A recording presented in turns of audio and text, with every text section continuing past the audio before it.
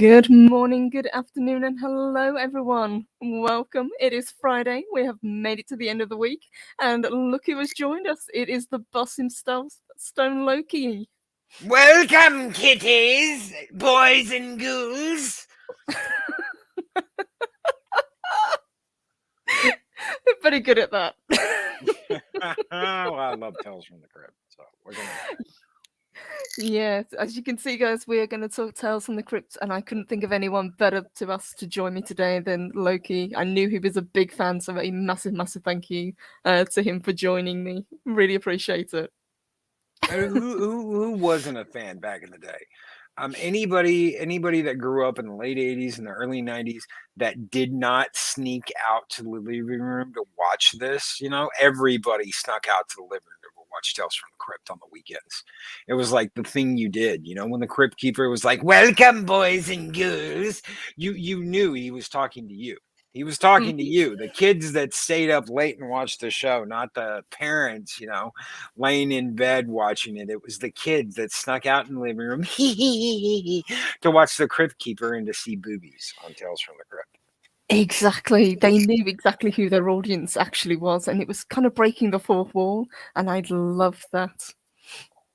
It was, and they did it, and they did it well. They did it very well.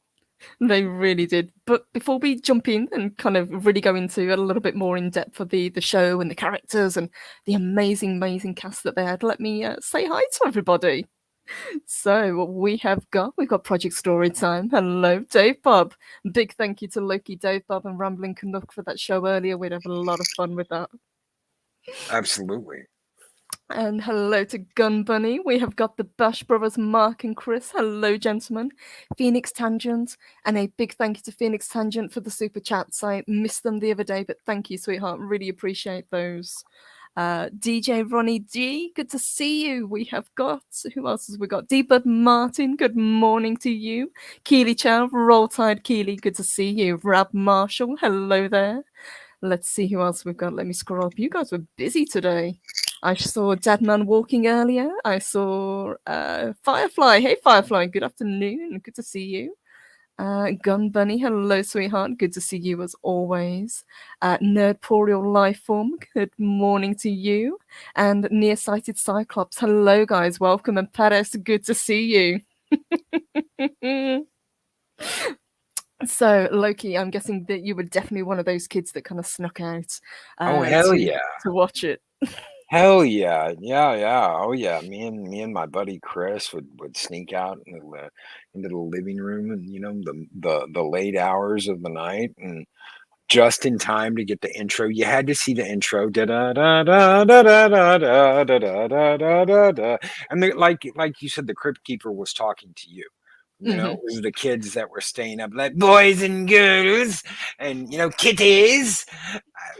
He was talking to you. He knew that you knew you were up late and you weren't supposed to be watching this because, Tales from the Crypt had boobs and foul language, and you weren't supposed to be watching that shit at 9 or 10 years old, but you did it anyway because you didn't care. Because it was anyway awesome. And watched it. Yeah, it was awesome. So yes. Of course.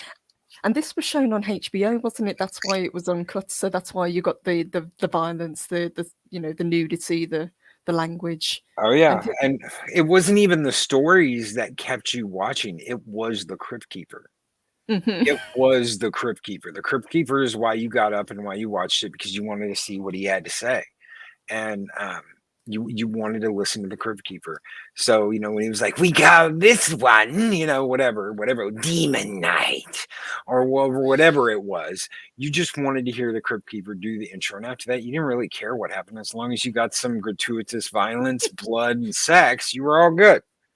It ticks all the boxes. Yeah. And I think that's one of the things as well that really attracted people to this show. It was the Crypt Keeper. Now, this puppet that they did, he was voiced by John Casser, and you watch it and you sometimes forget that it actually is a puppet, the way that they move, the personality that he gave this thing. The first two seasons you can tell, but after that they got better and they got better and they got better, and HBO started throwing more money at this, And you know, they had great people from the start. They had a wonderful cast in this, but it was just the more in depth they got into it, the more people they brought on, and it was just, you could tell they cared. This was a labor of love. It wasn't, oh, we're going to throw, you know, billions of dollars behind this. No, but it was a labor of love for everyone involved in it, and everybody wanted to be on Tales from the Crypt. I can't think of one actor that turned it down. Everybody wanted to be on Tales from the Crypt. They really did. And we were talking before we went live, and you were listing off some of the amazing actors that have been on this. Oh yeah, Jeffrey Tambor, Jonathan Banks, Tim Curry, Kurt Russell, Kelly Preston, Daniel Craig was on Tales from the Crypt. John Aston, the original Gomez Adams, was on Tales from the Crypt. Robert Wool, he's the guy who played Knox in Batman '89. So many people. Joseph Mayer. It was like Kevin McCarthy. So many people Arnold that you're like, Schwarzenegger, Christopher yes, Reeve, Iggy Pop. Iggy Pop. And the women, so many beautiful women, Oh so my many. God. Demi Moore. It was Yes. just like knockout after knockout after knockout was on this show. They did have the most amazing cast. Like you say, Catherine O'Hara, Brooke Shields, mentioned Demi Moore. Who else did we have? Let's have a look. Julie Cox, Julie Cox, yes. Patricia Arquette. Patricia Arquette. One of the episodes I watched recently, and she had an absolute aversion to wearing underwear.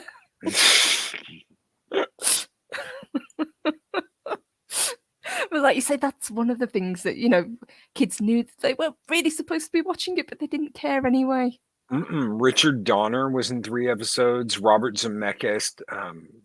It's like, dang, how many wonderful people were on Tales from the Crypt, and you look at the lists, go through the lists, and you're going to be like, it's insane. It's insane. It's absolutely insane. Arnold Schwarzenegger. You're like, Arnold Schwarzenegger was on yeah, Michael J. Fox, Alfred Hitchcock. Alfred Hitchcock. Tom Hanks, Steve Perry. It's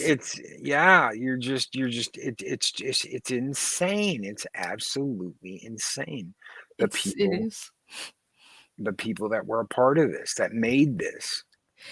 Do you think it kind of snowballed because word of mouth? I mean, obviously we had 7 seasons. It ran from 89 to 96. I think there's 93 episodes. So that was a lot of, you know, content.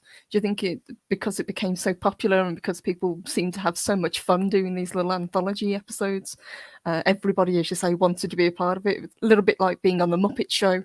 You know, all of these celebrities wanted to be in on this. I want to be, I mean, I can imagine. Can you imagine Bill Paxton being like, I want to be a killer on Tales from the Crypt? He was. Guess what? You know, yeah, absolutely. It's just, you know, Demi Moore. Demi Moore was a crazy ass bitch on Tales from the Crypt. How many women wanted to go on Tales from the Crypt? Katie Seagal. How many of these women wanted to go on Tales from the Crypt and be a killer? I want to be a knife wielding murderess on Tales from the Crypt. Hell yeah. That's the kind of show you want, where everyone wants to be a part of it. You're not somebody unless you've been on an episode of Tales from the Crypt. I would have wanted to be part of it, and I would have wanted to have been a bad guy, you know, because those are the most fun characters, you know. Yeah. You knew they were going to get their comeuppance, but you didn't care. Yeah, you want to be a villain. It's one of the best things. Anybody who says they don't want to be a villain, no, don't believe it. Don't believe it. And it wasn't just the TV show as well. Either we had films that spun off as well, that are very memorable movies. Yeah, movies. And there's a movie out there. Me and Purple were talking about this before the show got started.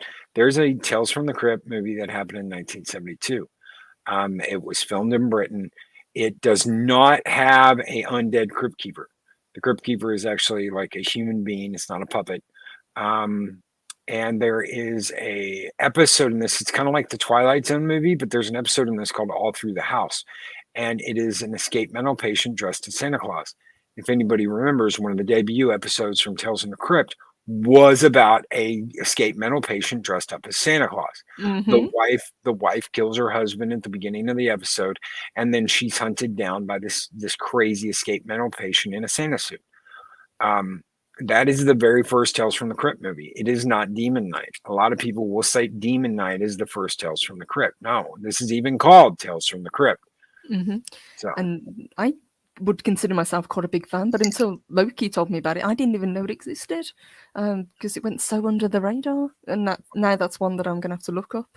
And it has also, it has nothing to do with the series. It's like mm-hmm, Tales from the Crypt, but it does have to do with the comic book, which is what all the Tales from the Crypt movies and TV show was based on, is the Tales from the Crypt comic. yes, the 1950s EC comics, which are fantastic reads. Anyone who loves horror, I would definitely point them towards, Haunt of Fear, Vault of Horror.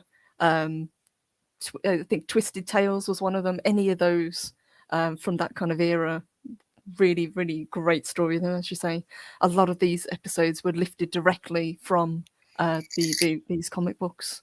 Yes, and they're good. They're good. They are good. They are very good. And Paris says The Bordello of Blood is Dennis Miller's best movie. As far as I'm concerned, it's his only movie. I hated that guy, but I liked him in Bordello of Blood. Mhm. Brightest Day says saw Demon Knight more than a few times. I Yeah, oh like yeah. Demon Knight. I think it's a good movie. It's a cheesy movie, but you don't mind because that's kind of what goes through these the TV show between the films. It's kind of cheesy. You've got the Crypt Keeper cracking puns, but you don't mind because you just go with it. Oh, absolutely. Absolutely. Um, what was that? What was that song? That movie introduced me to Filter. That Ah, is the first time I ever heard "Hey Man, Nice Shot," and mhm. I was hooked. I was like, "Holy shit, I love that song! I absolutely love that song." So Demon Knight actually introduced me to the band Filter, and I love that song. "Hey Man, Nice Shot." It's one of my favorite songs of all time. And it's weird. I've never heard it anywhere else. I don't think it's been in another movie. I Mm-mm. really don't. I don't think it's been in another movie or TV show. I know it's been in a couple of games, but I don't think it's been in another movie or TV show. I could be wrong, but and of course this had Pantera in it too. Cemetery Gates from Pantera, and Pantera was just becoming a big thing then. Yes, they were just kind of coming on the scene, weren't they? Yeah, Yes.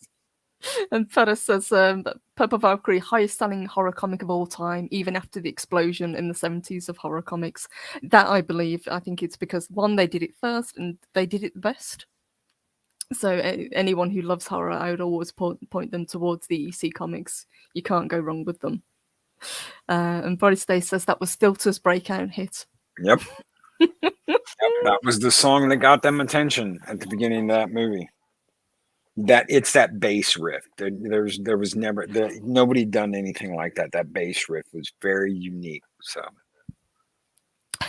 And Keely says, I watched Bordello of Blood a couple of times and I like it. I really like it as well. I know I think it's the weaker of the films, which is why we technically never got a third film, although they say Ritual, which we can talk about in a minute, is technically the third film. The third film that they had planned was never made because Bordello of Blood was such a box office bomb.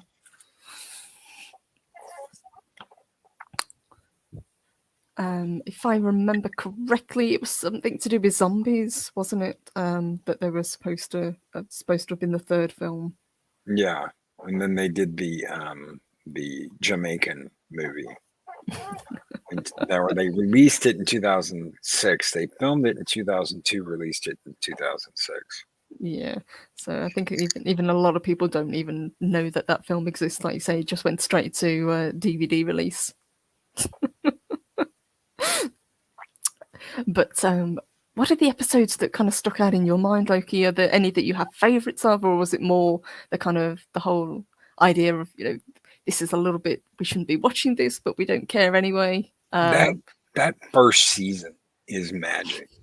Everything about that first season was magic. You had so many great, absolutely great. William Sadler, I think, is in one of the very first episodes. He plays the executioner. Roy Brocksmith is in that same episode. He plays a bartender. He plays a Hmm. bartender in a couple episodes.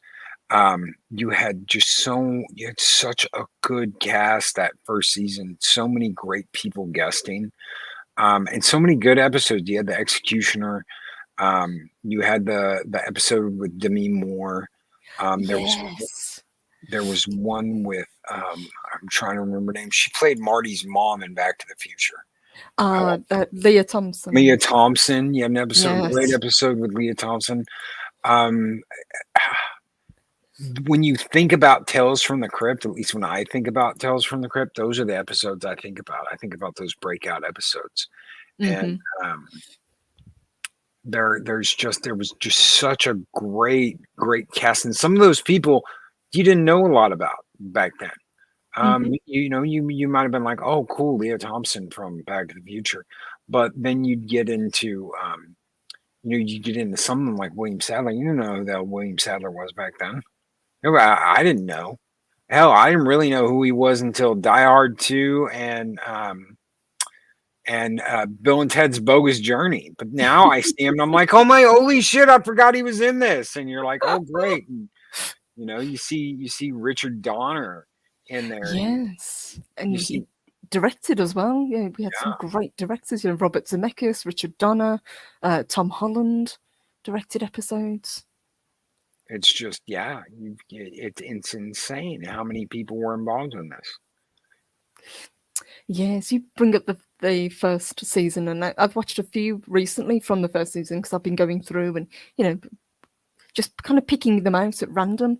And one of the ones that I watched recently was Dig the Cat. He's Real Gone. It's about the Daredevil carnival guy, Ulrich the Yes. Undying.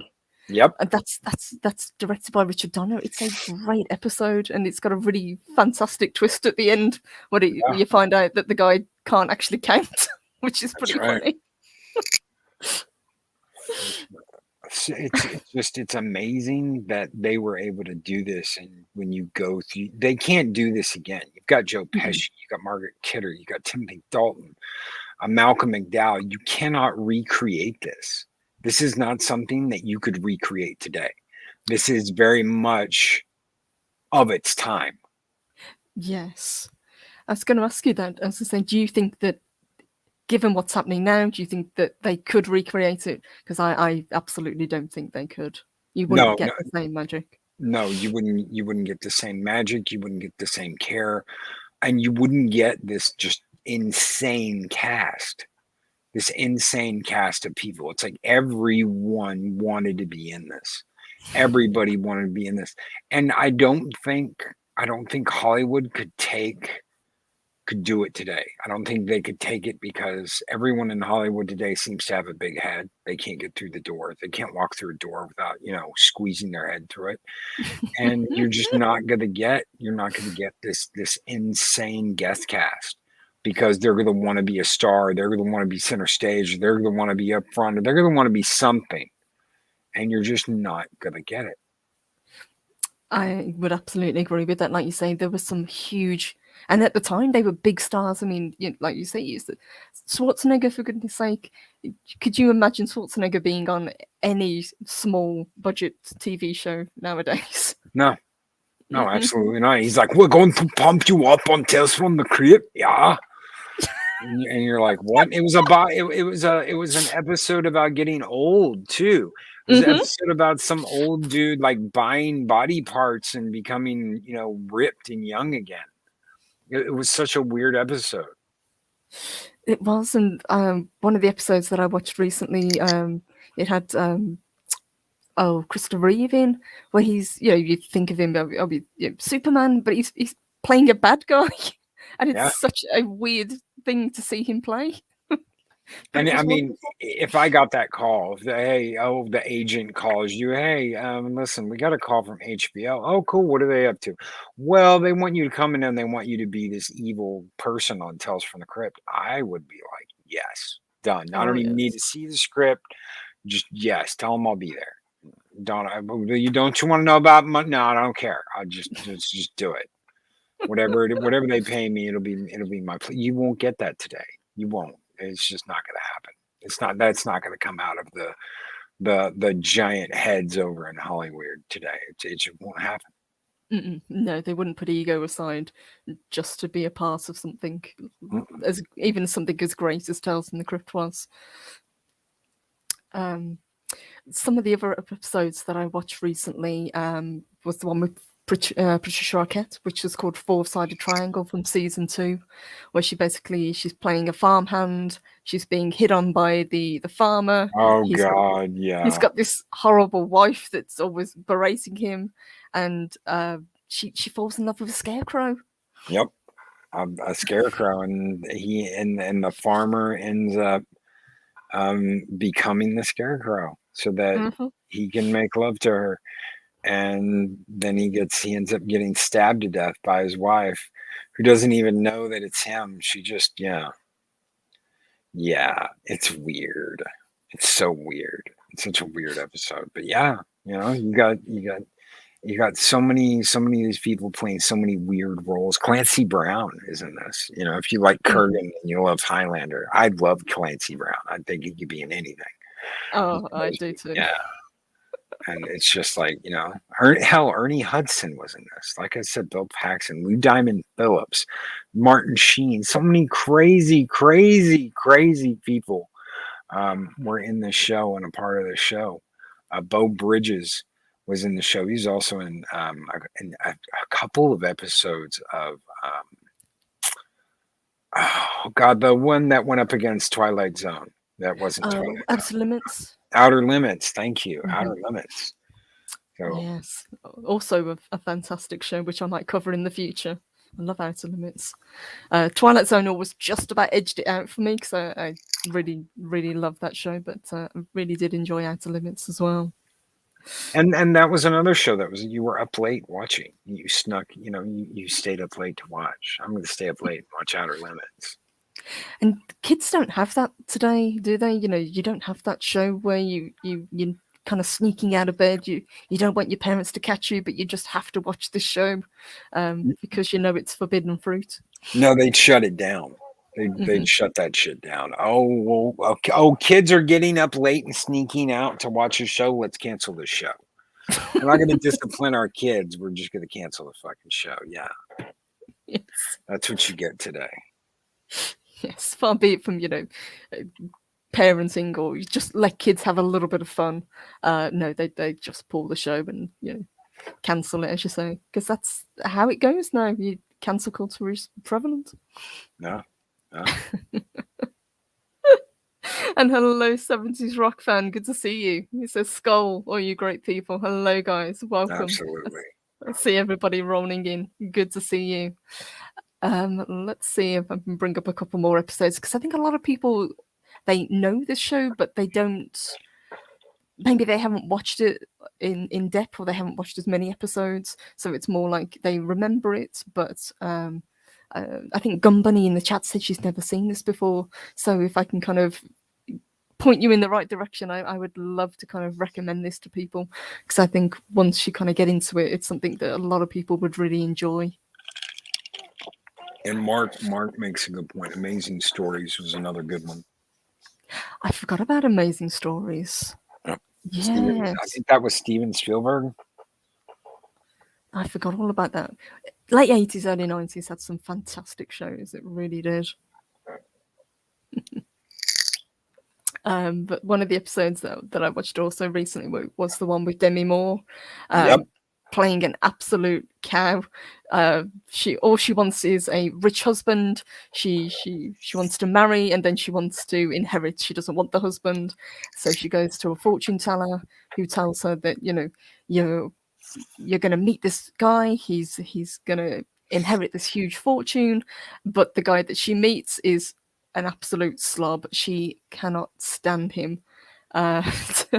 But because she is so driven by money, she marries him anyway. And the twist at the end is that although she does get money, it's not his money she gets. but it was so good to see Demi Moore playing this money-hungry bitch. It was it was great. And if I'm not mistaken, Leah Thompson has pretty much a similar Yes. role. She sells her beauty to this pawn shop guy, and I know what you're thinking. Sells her beauty? What do you mean? He like takes a mold of her face and tells her, "Hey, come back in 3 months, or guess what? You're gonna get fucked." And she goes out and meets this millionaire and is in love, and then guess what? All that time goes by, and she starts getting older quickly, very very quickly. Yes. That's a fantastic episode. I think that's from season one. As you're saying, I think season one is one of the strongest seasons. Do you think the appeal is it that they're not all horror based? You know, some of them are funny, some of them are a little bit sad, some of them are kind of optimistic, And um, cautionary and cautionary. tales. The Yep. cautionary tale: be careful what you wish for, because you may get it. Absolutely. And hello to Soul Assassin. He says, I haven't seen the show, but remember the movies Demon Knight and Bordello of Blood. Yes. Absolutely. Bordello of Blood's another one of those cautionary tales. Be careful what you wish for. Yes. And beware of red-headed vampires. Vampires. Holy shit. Beware of red-headed vampires. That bitch was evil. Lilith. Her name's Lilith. Mm. Of course it is. Punkwater says, I do love these shows. Really played on the human condition and things we inherently agree were right or wrong. Absolutely. And a lot of the characters, you know, you kind of love to hate them because of the twist at the end of a lot of these episodes. They get what they deserve, if not in the way that you expected them to. And I think that's why it's lasted as long as it has, why we got so many seasons. And I don't want to go too religious here, but the whole thing with Lilith, if you look at the old Hebrew Bible, Mm-hmm. it talks about a woman before Eve, and that her Yes. name was Lilith, and that she was Adam's first wife, and she was so put off with Adam and God that she walked out of the garden. Willingly walked out, like she didn't get thrown out, she didn't get chased out, she just walked out. And God and Adam were so perturbed by this that God sent 3 angels after her, and she basically was like, "Look, fuck with me, and I will turn all women into raging, hateful bitches. Let me go, and I'll just curse them once a month with some shitty shit." But yeah, and you're like, wow, really, Loki? Yeah, really. There's all kinds of shit that Mm-hmm. they don't teach you in Sunday school about Lilith. But supposedly in Bordello of Blood, this was the Lilith. This It was the wasn't. mother of all demons. And yeah, there's Yes. actually a beautiful picture of her with a snake wrapped around her. If you look up, the original Lilith, there's a picture of her supposedly in the garden, naked with a snake wrapped around her. Makes sense. But Uh, yeah. Uh-huh. But yes, thank you for that, Lilith, for that once a month curse. Appreciate it. Yeah. But that's one of the things, like you say, if you don't know the mythology behind it, it can go just over your head.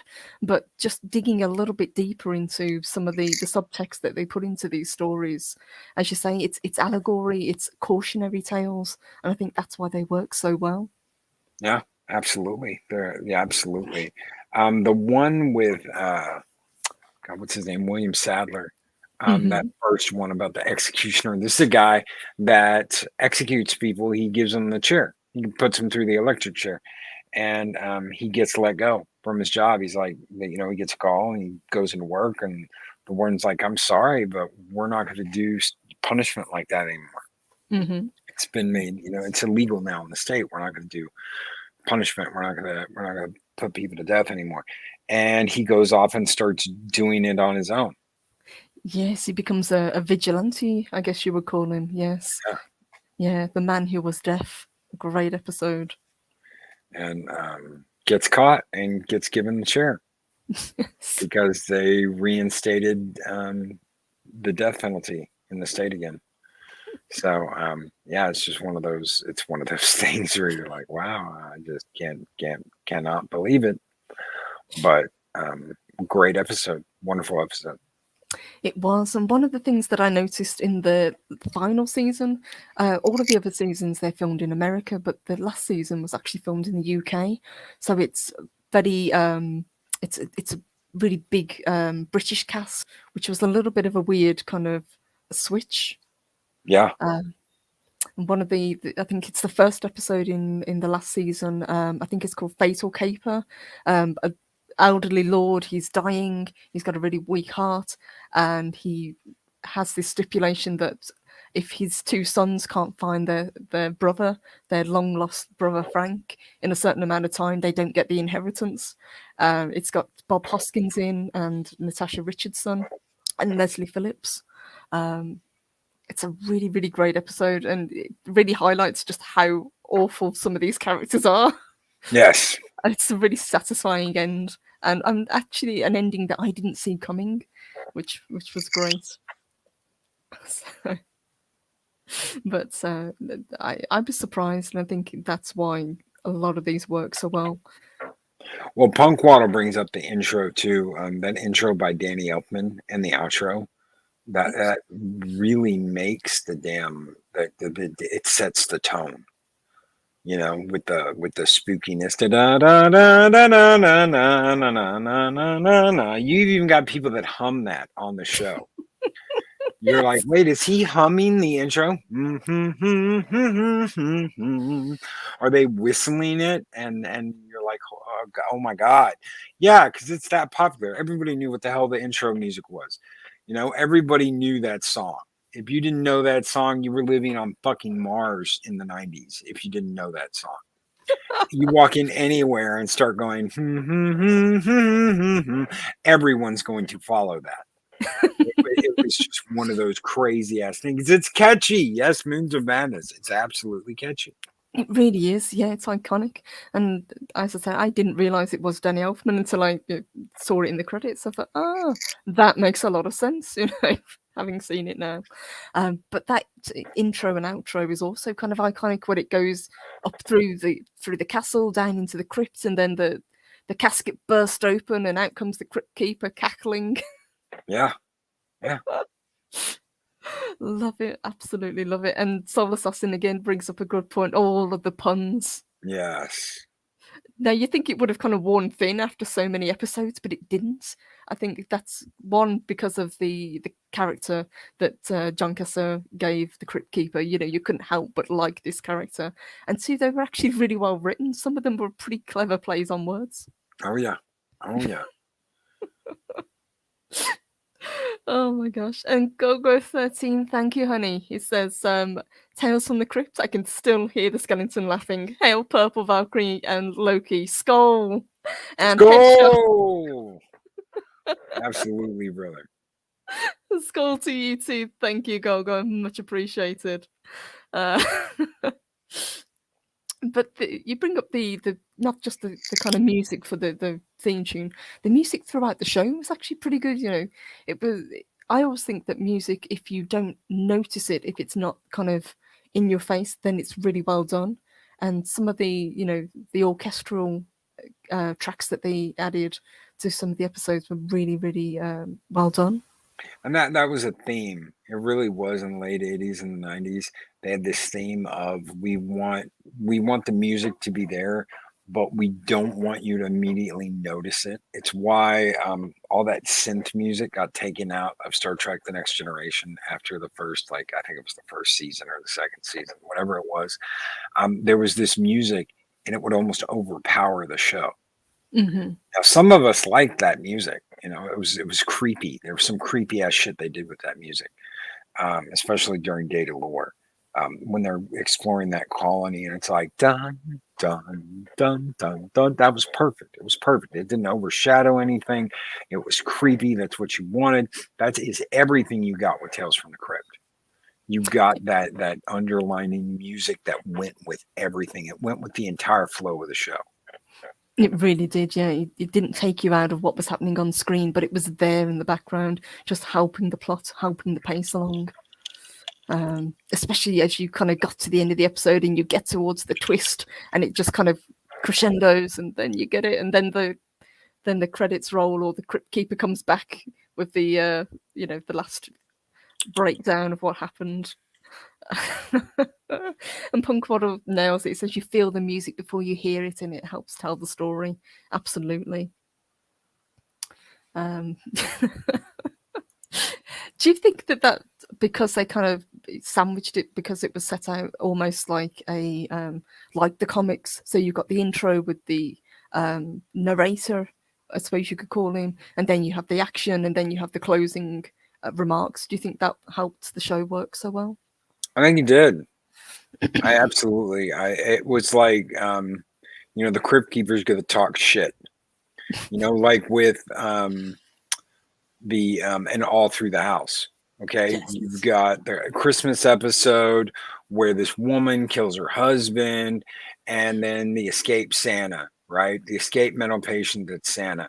At the end of that, he actually talks about her daughter. He's like, he's not into kitties, but he's going to, definitely tear apart the evil woman that did this. You don't have to worry about the girl. It was always something. It was always like a tidbit of extra information, or him almost gloating that the dumb person did this. Yes. Like with the episode you were talking about earlier, where the guy has 9 lives, and it's like, oh, he forgot about that one, didn't he? He's almost gloating that it happened. Or the What's Cooking episode with Reeves and Meatloaf and Judd Nelson and all that. He's there to cackle and make fun and make sure the boys and girls learn their lesson of what not to do. Yes, and he's not a character that says don't do it, but he's telling you, if you do it, this is what's probably going to happen to you. Yeah. And I love that. It wasn't like the in the 80s you had the cartoons that kind of gave you a moral at the end of the story. This isn't lecturing the audience, even though they know a lot of the audience are kids. This is just you can do it, but this is what might happen to you kids if you do. Yeah. And Pat S, yes, I think you're right. Pat S talks about the Crypt Keeper. There was something where the Crypt Keeper was like, like he's a dick after, where's my latte? He's just pissed and yeah, he's not the cool Crypt Keeper we all know. I'm pretty sure there was a bit of a diva. yeah, a bit of a diva. And hello, Snowdub. Good to see you. Tuck and roll, brother. Tuck and roll. Tuck and roll. And Punk Water said like the adult version of the PSA after school special. Yes. This is what you get, kiddies, when it all goes bad. Yeah. Mark says, just realised Unsolved Mysteries was a serious version of Tales from the Crypt. Freaking Rob Sack was the Crypt Keeper. Never looked at it that way, but I can kind of see that. Do you remember also, because Tales from the Crypt, I think once you kind of scratch the surface, you don't realise just how big a thing it was. I mean, we had the comics, we had the TV series, we had the movies, but we also had a cartoon as well. Do you remember the cartoon? We had a cartoon, and it was short-lived because, I mean, how are you going to have a cartoon of Tales from the Crypt? Come on, that's like Freddy Krueger Cartoon Hour. Are they going to really let Freddy? Yeah, maybe one season, and they get it in under the radar of the censors and the mom brigade. God, that was the thing.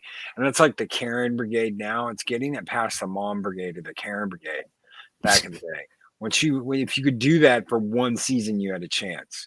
It's like the Friday the 13th hour, that lasted, half a season? Why? Because it got in under the mom brigade.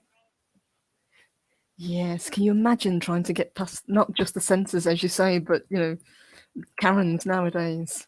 Yeah. And the reason why Tales from the Crypt could do it was it's on HBO. You can't keep shit off of the series. Can't keep a series off of a channel like HBO or Showtime. Mhm. So was HBO known for, they would pretty much let anything go. They didn't have any kind of filters on their shows. They allowed obviously the nudity, the gore. They were fine with that. Yeah, they were fine with that. And when I think this came to Fox, it was either Fox or UPN or something. They cut all that shit out. They cut Ah. out all the nudity, the language, and the violence, and yeah, So everything that made it worth watching. yeah, they just cut it out. Ugh. So those episodes must have been about 6 minutes long. And Golgo13 said, yep, the cartoon, yeah, was beyond cheesy. It was, but I still liked it, because it still had the actual feel of Tales from the Crypt. It still followed the same premise. It hit all the right marks, but the only difference being it was obviously marketed towards kids, whereas this one wasn't, but kids still watched it anyway. Yeah. And apparently Snowdub has the location of the Crypt Keeper now. Ah.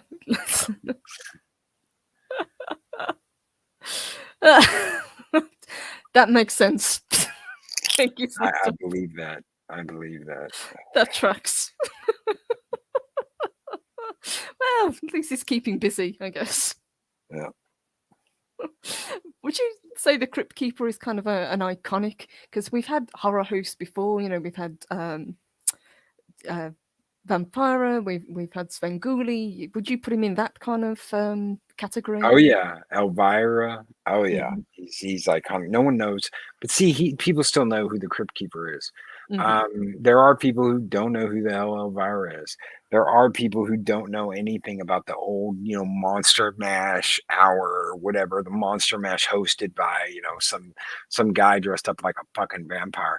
You just didn't see that. The Hammer. They'd have the Hammer horror day or whatever where some guy would host the Hammer horror movies Mhm. and you get 24 of them in a day, and some guy dressed up like Count Dracula would host it. No one knows about that shit anymore, but people still know about the Crypt Keeper. Yeah, see, we never had anything like that over here. So I didn't realize until I started kind of digging into it that you guys had so many dedicated horror hosts and so many um, personalities based on this. Oh And yeah. I really miss that. I would have loved to have something like this. Even Captain James T. Skywalker says in Seattle we had KIRO TV host The Count. Yep. And there was some all day Halloween. I forget what it was on. It might have been on TNT. It might have been something where we had Robert England do the breaks for the Nightmare on Elm Street movies. I don't remember whether it Nice. was on like TNT or something, but where he actually hosted watching all the movies on Halloween. All that stuff is great. You can't pass that up. But the Crypt Keeper has got to be the most iconic of all. It's pretty awesome. And like I said, when we first started talking, I think because of the personality that they gave it, you don't care that it's a puppet. You're fully invested in this character as a host who's taking you on this ridiculous journey. Yeah, yeah, and ridiculous journey, cautionary tale, bloody revenge, whatever it was. The Crypt Keeper was there with you and greeted you. That greeting and welcome, kitties. It was just like, man, we were all like, yeah, staying up late watching Tales from the Crypt, and like we said earlier, he was talking to all of us. Yep. All of us that knew, oh, the kids are getting up. We're getting up and watching Tales from the Crypt. Hell yeah. Being bad, getting up and watching Tales from the Crypt. That was the thing. Yeah. Yes, it was like you say, it was almost like it's a fourth wall break. It's a wink towards the audience, and I think that it was done really well. And until you kind of realize that that's what they were doing, that's what they were saying, you can just kind of write it off as, oh, it's his catchphrase, but it's not. They knew exactly who were watching these shows. That's right. They knew the kids were staying up late to watch Tales from the Crypt to see horror, blood, and boobies. Yes. And not necessarily in that order. No. Cam says Purple Valkyrie, Stone Loki, Svengoolie still does the Saturday night horror movies on Saturday nights in syndication. That's Nice. insane. That's crazy. Like I say, I would have loved to have had something like that over here, some sort of dedicated horror host that we could kind of get behind. But it's just something that never happened, unfortunately. But I do remember, marathons. I think horror. The horror channel did it. I think sci-fi have done it before. I know sci-fi used to do it with MST3K. They used to do the Turkey Day marathons where they'd just play episode after episode after episode, I think for 48 hours. But I really miss TV shows and channels that do that.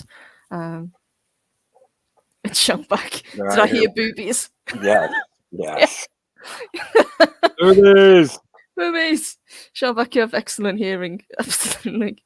And Colgo 13. Yes, that would be what the Crypt Keeper would have said. Movies, ghosts, and ghouls, man. Boobies.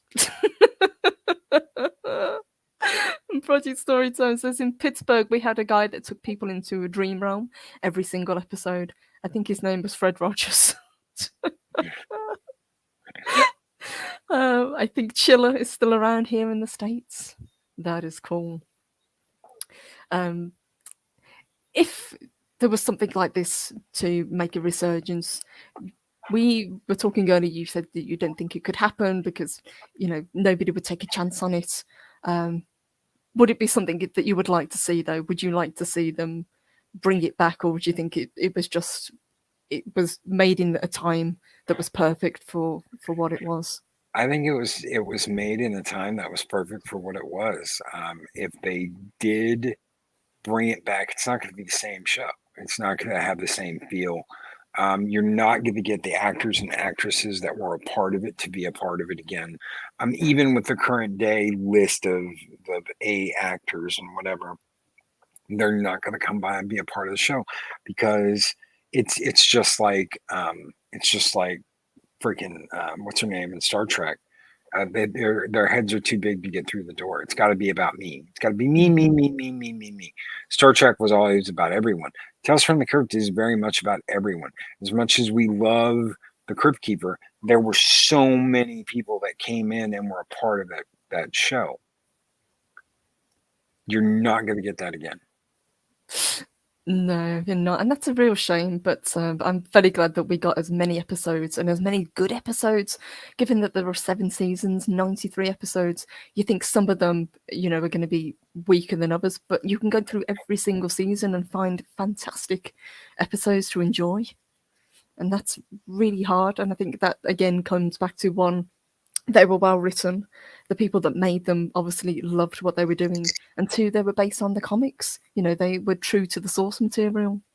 Yeah, and one problem, here's one major problem you've got with horror in 2021.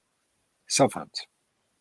Mm-hmm. You know how many times people had to run to a phone in these episodes?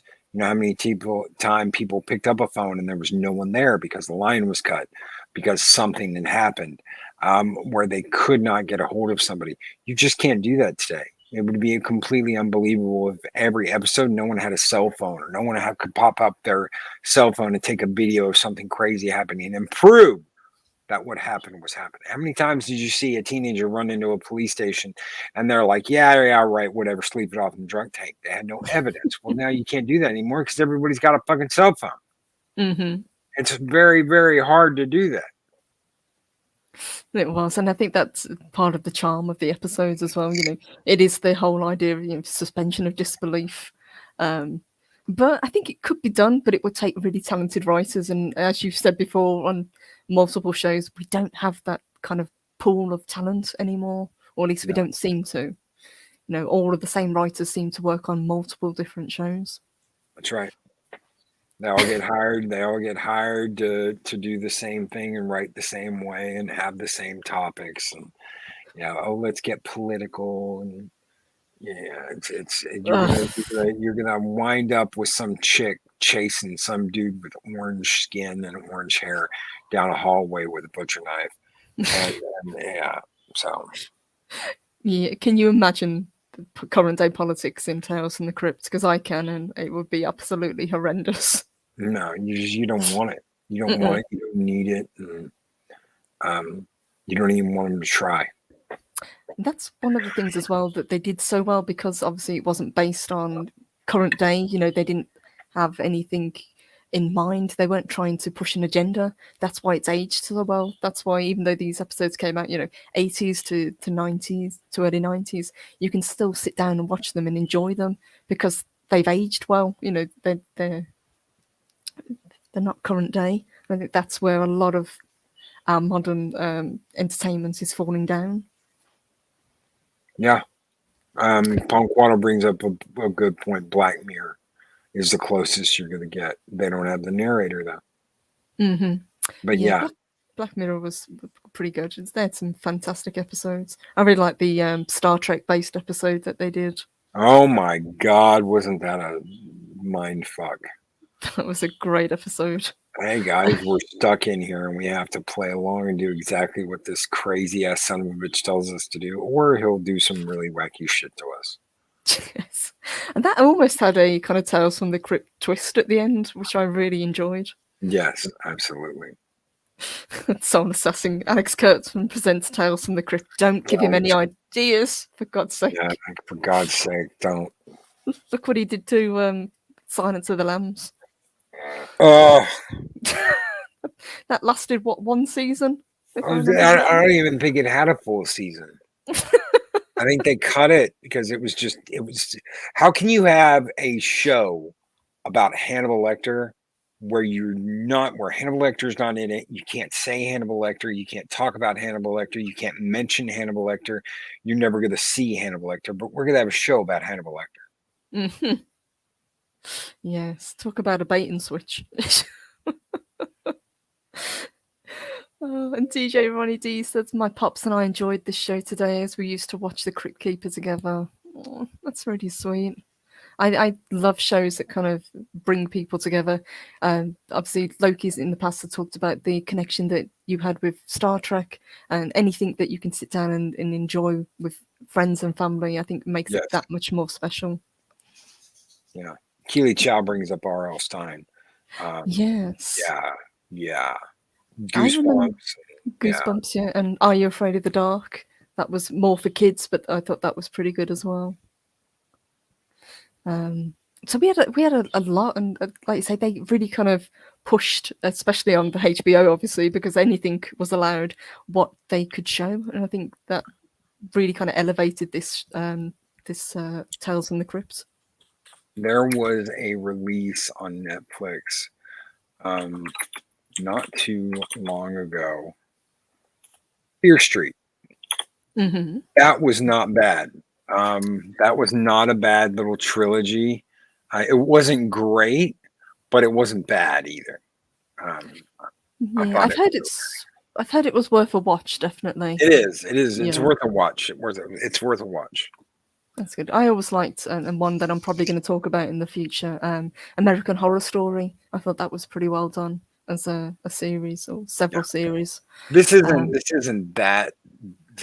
American Horror Story, but it's an R.L. Stein that is definitely more bloody than you're used to. Cool. I will definitely add that to my list. For someone who used to watch Goosebumps and shit like that and read those books from R.L. Stein, read the R.L. Stein horror books, that's one of the like, holy shit, he did something grown up. All right, I'm in. I used to like the Goosebumps books, I've got to admit. Yeah. I was never sure whether they were all written by the same writer or whether R.L. Stein was just a name that was put on them and they were written by multiple people. But either way, I thought they were pretty good. What is the best way to find this? If anyone wants to find it, I'm not sure if it's available on any streaming service, but I know there is a box set.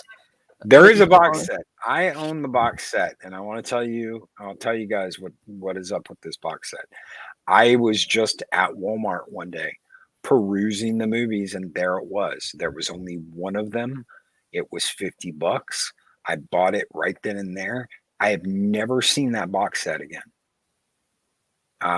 Me and Purple were talking before the show. You can look on Amazon, but all they have is the Region 2 set. Mm-hmm. So I guess I'm lucky. I got them on DVD. I had thought about waiting and being like, okay, well, maybe they'll come out with a Blu-ray set. I've never seen anything like that. No, and I would absolutely jump on it if they did release this in Blu-ray. But I think I'm gonna have to bite the bullet and get the box set that you have because I would love to own it. Like I say, it was never released over here. They did do kind of like individual sets, but they're very very hard to find. You know, like seasons they release them in. Yeah. And the only complete set that they did, I think, was only ever available in Spain. So, but I would absolutely love to add this to my collection. So, in conclusion, would you recommend this to anyone who's never watched it before? Oh yes. Oh yes. If you can find the episodes, um, if you can find the episodes, if you can find the set, get it. Get it. Absolutely. If you see it, get it. Let me see. They've got one on eBay for $49.99. It's not bad. Season 1 through 7. Hmm. So I mean, $50. It's around $50 on different, and that's the exact same set I have. It's the one where he's got the tuxedo on. It's black Yes. and yellow, and it's got the individual seasons in there, and it's just it's a nice little set. It shows they've got one on Amazon for $100. But it does show region 2. It shows Mm-hmm. region 2. Region 2, yeah. So this will not work in the US, Canada, or Bermuda, apparently. So I would look on eBay, pay, if they've got one on eBay, pay the $50. Oh, that's what I did. You're not going to see these being sold again. Mm-mm, So no, unless they like come out with a Blu-ray. I'd love that. But like Loki said, he just saw it one day and grabbed it, and it was a fantastic choice because I never saw it again. never I saw it again. Yeah, never saw it again. So weird. So, guys, if you haven't seen it, we would both highly recommend it. There are so many episodes, and as we've said, so many amazing people that took part in this that you would not believe. Some of the stars that played bad guys played, characters that you wouldn't otherwise see them playing, just because it was so out of their wheelhouse. It's an absolute treat to see, and tying it all together is this fantastic character in the Crypt Keeper. You can't help but like him. oh, you can't help but love him. He doesn't put up with shit, especially like SJW shit today. No, not putting up with it. Oh yeah, no. If they did do it properly, I would love to see their take on cancel culture and SJWs and things like that. But it wouldn't happen, unfortunately. But that would be absolutely fantastic to see. But we have 93 fantastic episodes. We have the films, we have the animated series, and going all the way back, we have the comic books that they were based on. So, guys, highly, highly recommend all of those. Yeah, and share them. Definitely share them. Tales from the Crypt, especially if you've got somebody who's never. What's Tales from the Crypt? Oh my God! Sit down. You have to watch this. Yes. Watch this episode with Meatloaf, and watch this episode with Christopher Reeve and Arnold Schwarzenegger and Malcolm McDowell. It's Absolutely. it's crazy, guys. Thank you so much for joining me today. A massive, massive thank you to Loki for being a fantastic co-host. I really, really Thank you. appreciate it. Thank you for the invite. Thank you, Purple, for the invite. I love getting to talk about shit like this. This is right up there with like Lord of the Rings. I never get to talk about shit like this. So Yes, and that's what I'd like to actually do more of. There's so much amazing content out there that we love. I want to kind of highlight why we love it. So, as I say, there'll be more of these shows coming in the future. But again, thank you, Loki. I needed somebody who was a big fan, and I couldn't have asked for a better co-host. well, thank you. Thank you for the invite. I absolutely love getting to do this shit. Oops, and it skips on me. And a big thank you to DJ Ronnie D. Welcome, honey. Hell yeah. Hell yeah. He's just joined and he is a berserker. So a huge welcome to you and a thank you for joining. Really appreciate that. And guys, Loki, what have you got coming up? Me and Mexican Iron Man are going to be rolling tomorrow night at 7 p.m. for Why We Love Star Wars. If any of you guys are missing Echo Base Network on Saturdays. They're now on Thursdays. They now do Mhm. their prime show on Thursdays. Come hang out with me and Mexican Iron Man. We're going to have Valiant Renegade on, and we are going to have Arwen Avalon as a guest tonight or tomorrow night.